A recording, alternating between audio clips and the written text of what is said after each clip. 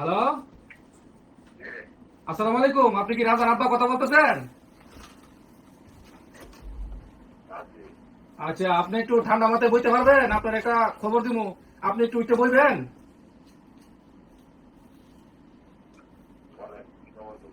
আপনি সুস্থ আছেন? খবরটা দিলে সহ্য করতে পারবেন?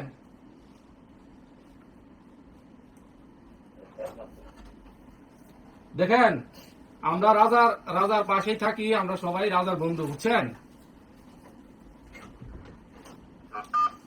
আপনি আমার কথাটা ঠান্ডা মাথায় শুনতে পারবেন?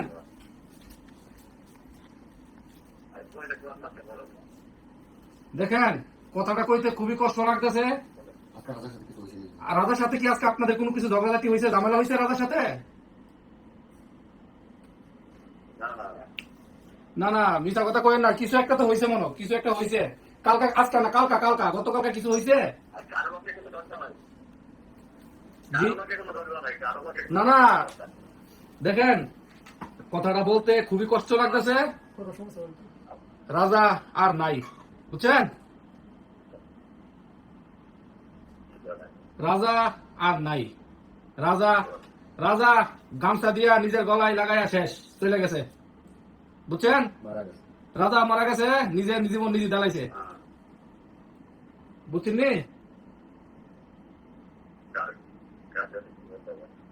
আপনি আমার কথা বুঝতে পারতেছেন? রাজা আর নাই। আপনি রাজার আব্বা কথা বলতেছেন না? আচ্ছা, এখন আর রাজা, এখন, জি,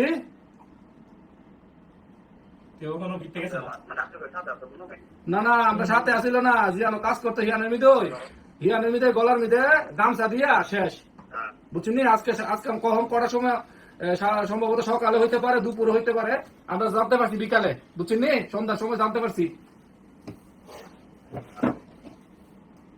আপনার ছেলে বিদেশের মিদে মারা গেছে, এখন বুঝতে পারছেন?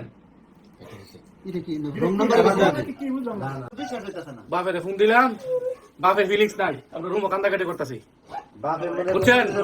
পারিবারিক ঝামেলা, টেহার কারণে এই সিটটার মধ্যে থেকে গেছে, এই সিটটা থেকে গেছে, বুঝছেন? আর কি কইতাম ভাই, এই সিটটার মধ্যে থাকিয়া 15 দিন আগে সিটটার মধ্যে থেকে গেছে বুলাটারে।